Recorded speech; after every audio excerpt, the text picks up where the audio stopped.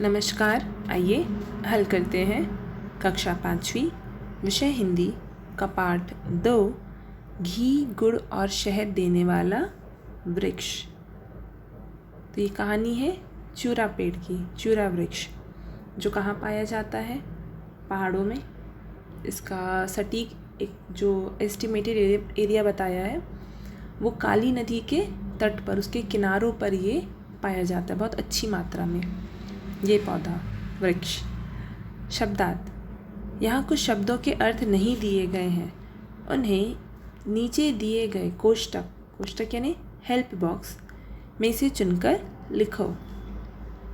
परिचय, जानकारी या पहचान, इलाकों, क्षेत्रों, उपलब्ध, प्राप्त, तादाद, संख्या या मात्रा, स्वादिष्ट, जायकेदार, वातावरण, आसपास की स्थिति, बाकायदा, नियम के अनुसार, अनोखा, निराला, सौंदर्यवर्धक, सुंदरता बढ़ाने वाला, पुष्पित, खिले हुए फूल सहित, अमूल्य, जिसका मूल्य नहीं या अनमोल, विचित्र, अद्भुत, औषधि, दवाई, ज़्यादातर, अधिकतर, प्रयास, कोशिश, सुगंधित, खुशबू वाला, सुगमता, सरलता से,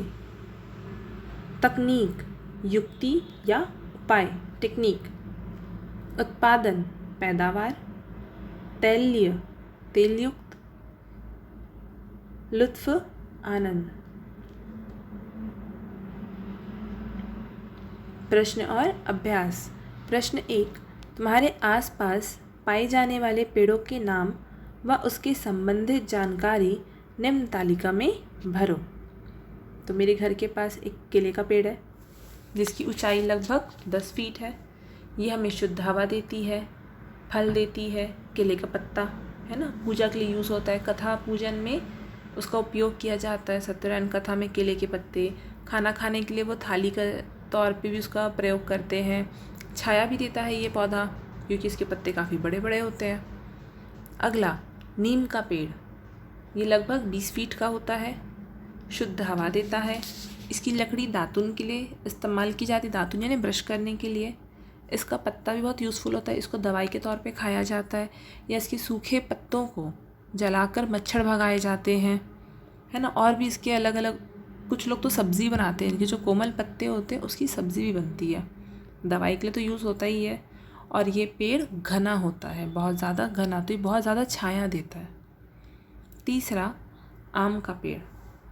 इसकी ऊंचाई लगभग 20 फीट होती है, शुद्ध हवा देता है। ये भी छायादार पेड़ है क्योंकि ये भी बहुत फैला होता है ना, घना पेड़ है ये। इसकी लकड़ी पूजा में इस्तेमाल होती है। पूजा में जो हवन होता है ना, उसमें आम की लकड़ी का इस्तेमाल होता है। आम का फल चाहे कच्चा हो चाहे पका हो, दोनों ही तौर पे इस्तेमाल होता है। पके फल के हम फल खाते हैं, उसका आम रस बनाते हैं, अमावट या आम पापड़ कहते हैं, मीठा मीठा। वैसे ही खट्टे वाले का खट्टा मीठा आम पापड़ बनता है, अचार बनता है, कैरी का शरबत बनता है ना, गुड़म्मा बनता है। बहुत सारे अलग अलग डिशेस बनाते हैं। और इसके पत्ते घर में पूजा में सजावट के लिए काम आते हैं। आगे देखेंगे। प्रश्न 2, पता करो कि हमारे यहाँ घी व गुड़ कैसे बनाया जाता है। उत्तर, हमारे यहाँ घी दूध से और गुड़ गन्ने के रस से बनाया जाता है। पहले दूध को जमा किया जाता है, दूध के ऊपर जो छाली जमती है उससे घी बनाते हैं। तो मेन प्रोडक्ट क्या हुआ? दूध हुआ। दूध से छाली बनी, छाली पर से घी निकाला। प्रश्न 3, चूरा वृक्ष से गांव वालों को क्या क्या मिलता है।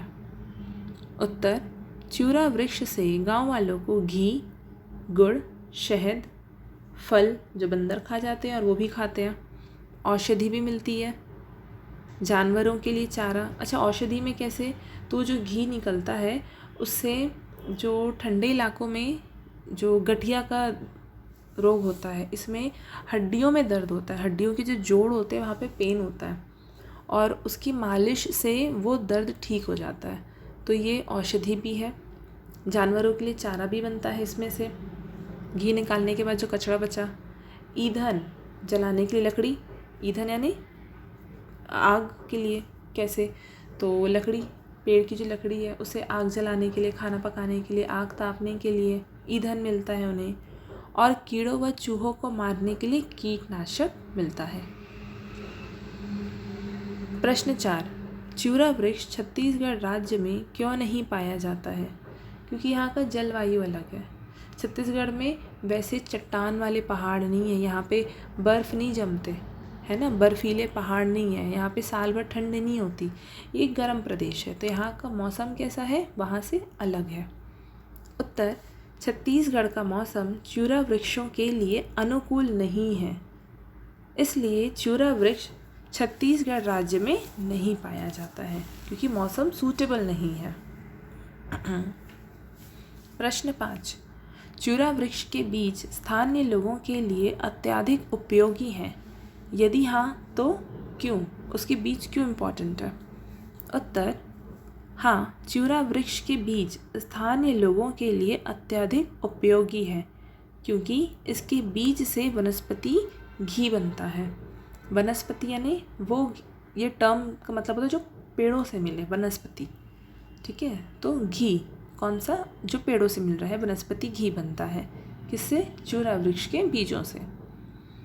प्रश्न 6, हमारे राज्य में विदेशों या अन्य राज्यों से बहुत सारी चीज़ें आती हैं, किंतु चिउरा वृक्ष से बना गुड़ नहीं आता, क्यों? तो उत्तर है, हमारे राज्य में विदेशों या अन्य राज्यों से बहुत सारी चीज़ें आती हैं, किंतु चिउरा वृक्ष से बना गुड़ नहीं आता, क्योंकि इसका जितना उत्पादन होता है वह सब स्थानीय स्तर पर ही खप जाता है। मतलब जितना भी प्रोडक्शन हुआ, जितना भी बनाया, वो वहीं के लोग आपस में आसपास में क्या करते हैं, खपत कर देते हैं, है ना। उनकी ही रिक्वायरमेंट्स में वो चीज़ें ख़त्म हो जाती है। ऐसे बहुत सारे लोकल प्रोडक्ट्स होते हैं, हर स्टेट के ऐसा कोई स्पेशल लोकल प्रोडक्ट है जो नहीं जा पाता, वो वहीं के लोगों में, वहीं बीच में क्या हो जाता है, ख़त्म हो जाता है। भाषा तत्व और व्याकरण। प्रश्न 1, इत लगाकर नया शब्द बनाओ। तो कथ धनित कथित, वर्ण धनित वर्णित, लिख धनित लिखित। प्रश्न 2, सु जोड़कर कोई 2 नए शब्द बनाओ, उनके अर्थ लिखो और वाक्यों में प्रयोग करो। तो सुधन गंध, सुगंध। अर्थ बना अच्छी खुशबू, सु यानी अच्छा, अच्छी। वाक्य बनेगा, सुगंध का विलोम दुर्गंध होता है।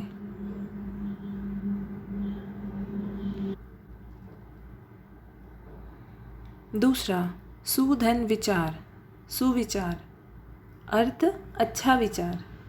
वाक्य बनेगा, सुविचार का विलोम कुविचार होता है। प्रश्न 3, रहित और सहित जोड़कर 2 नए शब्द बनाओ और उनका अपने वाक्यों में प्रयोग करो। तो जलधन रहित, जल रहित। वाक्य बना, यह स्थान जल रहित है। तो कौन सा हो सकता है ये स्थान? रेगिस्तान, पठार इलाके, चट्टानी इलाके। चट्टानों में तो बहुत पानी होता है, क्योंकि वहाँ पे अधिकतर नदियाँ निकलती है। परिवार धन सहित, परिवार सहित। वाक्य, यहाँ राम परिवार सहित रहता है। दूसरा, प्रदूषण धन रहित, प्रदूषण रहित। वाक्य, यह राज्य प्रदूषण रहित है। आज की डेट पे बहुत मुश्किल है ऐसा कोई स्टेट होना, बट कुछ स्टेट्स हैं जो दूसरे स्टेट्स के कंपैरिजन में वहाँ पे पोल्यूशन बहुत कम है। हमारे इंडिया में भी है, नॉर्थ ईस्ट के ऐसे कुछ स्टेट्स हैं, कुछ इलाके हैं, क्योंकि वो रिमोट है। रिमोट यानी दूसरे जो विकसित राज्य हैं उनसे जुड़ नहीं पा रहे हैं, क्योंकि वहाँ बहुत ज़्यादा जंगल है, पहाड़ होने के कारण वहाँ का ऐसा बनावट है कि वहाँ पे कनेक्शन स्टेब्लिश करना इजी नहीं है ना। जहाँ कनेक्शन नहीं हो पा रहा है, जहाँ पे आधुनिक या टेक्निक्स नहीं पहुँच पा रही है, ठीक है, मॉडर्न इक्विपमेंट्स नहीं पहुँच रहे हैं, तो वो क्या है, प्योर है, सिंपल है, जैसे पहले था। मित्र धन सहित, मित्र सहित। वाक्य प्रथम अपने मित्र सहित घूमने आया है। प्रश्न 4, 3 ऐसे वाक्य लिखो जिनमें अलग अलग व्यक्तिवाचक, जातिवाचक और भाववाचक संज्ञा शब्दों का प्रयोग हुआ हो। तो पहला व्यक्तिवाचक संज्ञा, वाक्य छत्तीसगढ़ का मौसम गर्म है। तो छत्तीसगढ़ क्या है? एक व्यक्ति विशेष है। दूसरा जातिवाचक संज्ञा, वाक्य हमें शिक्षकों का सम्मान करना चाहिए। का यहाँ पे छूट गया है, हमें शिक्षकों का सम्मान करना चाहिए। तो शिक्षक क्या है? एक जाति है ना। एक ही शिक्षक है क्या? नहीं, बहुत सारे शिक्षक होते हैं, है ना। अलग अलग विषय के शिक्षक होते हैं, अलग अलग उम्र के होते हैं। तो ये पूरा एक कम्युनिटी हो गया। भाववाचक संज्ञा यानी फीलिंग्स, जो चीज़ें दिखती नहीं है उन्हें महसूस किया जाता है। वाक्य चिउरा वृक्ष के फल मीठे हैं। मीठा देखा है कभी? नहीं, महसूस किया है। जब उसे जीभ पे रखो या नाक के पास लाके उसकी खुशबू लो तब मीठी मीठी खुशबू आती है ना, उसे महसूस करते हैं। प्रश्न 5, किन्हीं 2 शब्दों को उनके रूप ना बदलते हुए एकवचन और बहुवचन में 2-2 वाक्यों में प्रयोग करो। तो पहला, छात्र पुस्तक पढ़ता है, एकवचन। छात्र पुस्तक पढ़ते हैं, बहुवचन वाक्य। दूसरा, फूल खिलता है, एकवचन। फूल खिलते हैं, बहुवचन।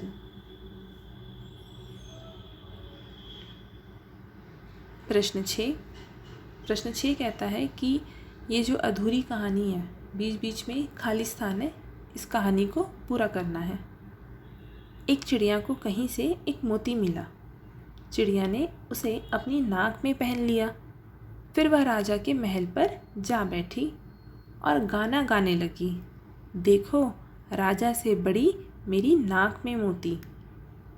यह सुनकर राजा को बहुत गुस्सा आया। उसने अपने आदमियों से कहा, चिड़िया से मोती छीन लाओ। उन्होंने जाकर झट से चिड़िया का मोती छीन लिया। अब चिड़िया पहले वाला गाना छोड़कर दूसरा गाना गाने लगी, राजा भिखारी मेरा मोती छीन लिया।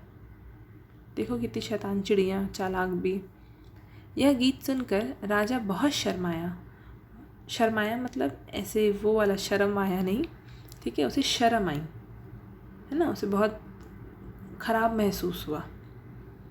वह चिड़िया का मोती लौटा दिया। मोती मिलने पर चिड़िया ने एक और नया गाना शुरू किया, राजा तो डर गया, मेरा मोती दे दिया। यह गीत सुनकर राजा गुस्से से लाल हो गया। उसने अब कहा, पकड़ लो इस बदमाश चिड़िया को। उसके आदमी चिड़िया को पकड़ने के लिए दौड़े, मगर चिड़िया फुर्र से उड़ गई। राजा हाथ मलते रह गया।